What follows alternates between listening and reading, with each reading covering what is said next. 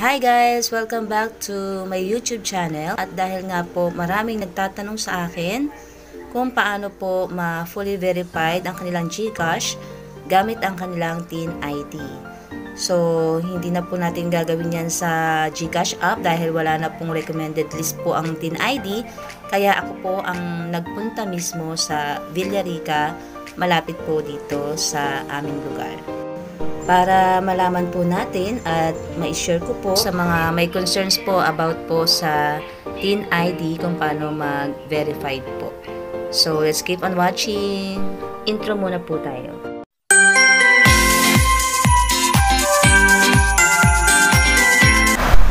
Hi guys! Welcome back to my YouTube channel. If you haven't subscribed yet, please do subscribe to my channel and please feel free to watch my worship covers and informative videos.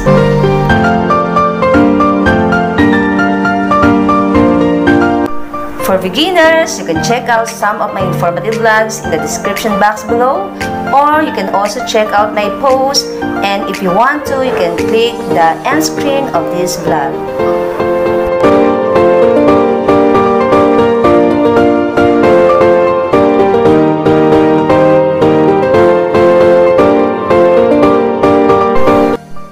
Samahan niyo ako guys pumunta sa pinakamalapit na Villarica dito sa lugar po namin. Mahal talaga manok ngayon.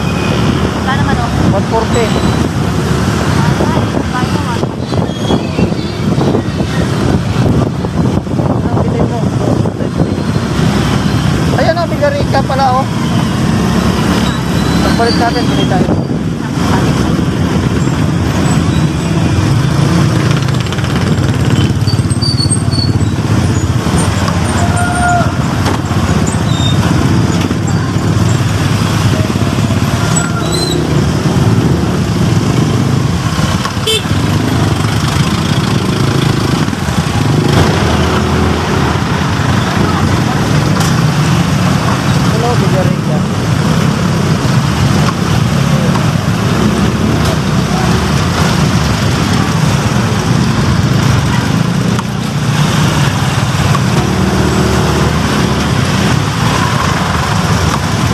Doon ka ako pag... Okay, bawal din. Dito tayo. Tatami.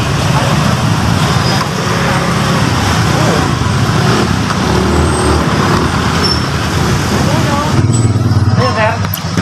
GCash. Ayun, ano ba?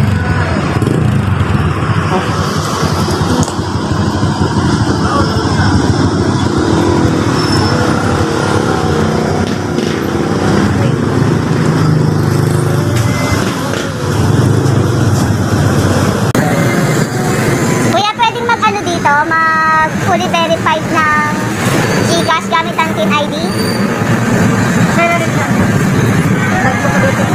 Barangay ID, pwede rin. Ano po yung ID? TIN ID, barangay ID. Pwede rin pala eh.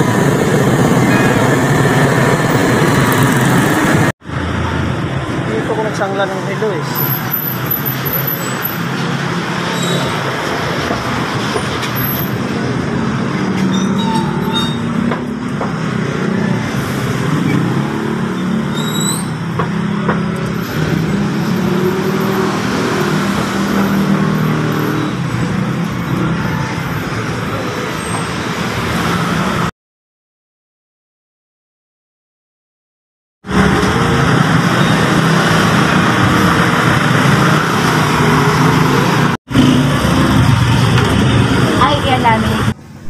Dahil kukuha ko lamang po ng aking TIN ID, kaya hindi ko pa po nalalaminate. Kaya kailangan guys, kung mga bago po ang inyong mga TIN ID, make sure na nakalaminate po bago po kayo pumunta sa Villarica.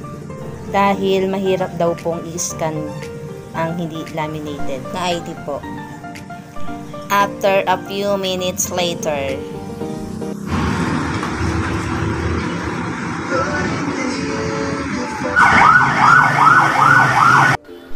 habang ako po ay nakapila, ayan, napansin na po tayo ni Kuya na bawal daw pong video after a few moments later. Kaya pasensya na po kayo guys at na-stop na po ang ating video. So sasabihin ko na lamang po kung ano po yung mga napag-usapan namin ni Villarica at yung mga katanungan po natin about sa Teen ID.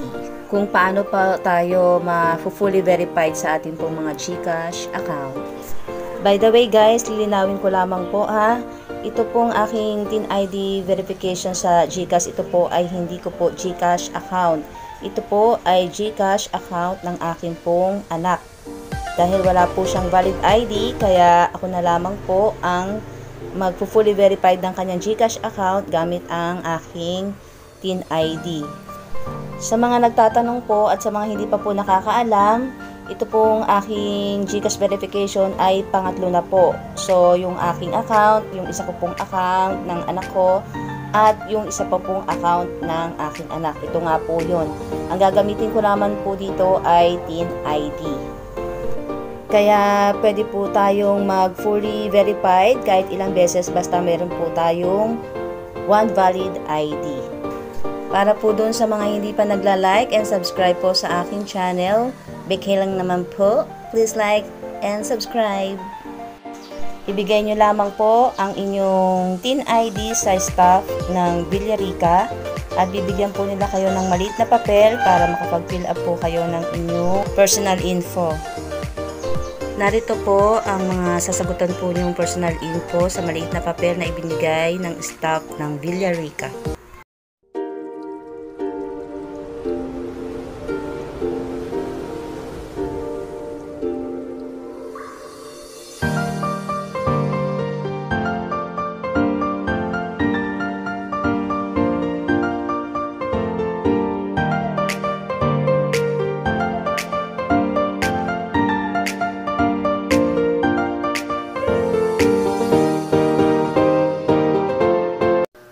Within 24 hours, kayo po ay makaka-receive ng notification sa inyong email address or sa inyong cellphone number na nilagay nyo po sa registration form nyo po. At kung kayo ay fully verified na sa GCash. At kung wala naman daw po kayong na-receive na verification galing sa GCash, kayo po ay pwede nang tumawag sa kanilang hotline. I-dial nyo lamang po sa inyong cellphone number sa Globe or TM ang number na 2882. Hanggang dito na lamang po guys. Sana po na gustuhan nyo po ang video na ito at makatulong po ang video na ito na kayo po ay ma-fully verified sa GCash.